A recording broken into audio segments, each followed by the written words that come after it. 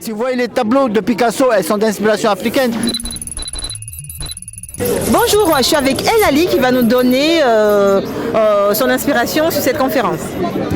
J'ai trouvé que c'était une très très bonne conférence. Bon, quand j'ai été invité par M. Ali, j'avais hésité un peu à venir, mais franchement, c'était une très très bonne conférence parce qu'il y avait beaucoup d'experts de la radio africaine, de la presse africaine qui étaient présents. Et c'était intéressant d'avoir un regard africain sur cette question-là.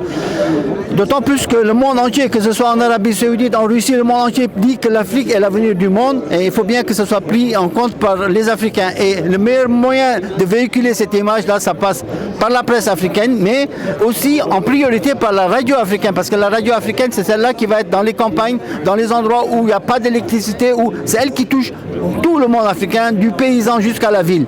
Et ce que je trouve intéressant sur la radio africaine, c'est que aussi c'est elle qui peut véhiculer le mieux l'oralité africaine. Vous savez, il y a une très très grande richesse de la culture africaine. Si vous voyez les tableaux de Picasso, elles sont d'inspiration africaine. Si vous voyez Beethoven, c'est d'inspiration africaine. Mais ça a toujours été pris par l'Europe pour valoriser ça. Maintenant, il est temps que nos journalistes africains qui, à travers la radio, sillonnent tout le territoire, voyant toute la culture africaine qui a tendance à disparaître parce qu'ils n'avaient pas de capacité de transmettre ces messages-là.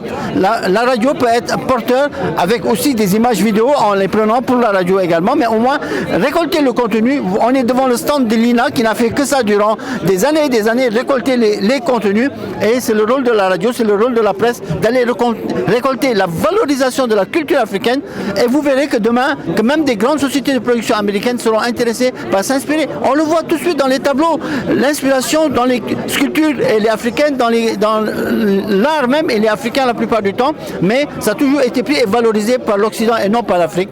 Maintenant, à travers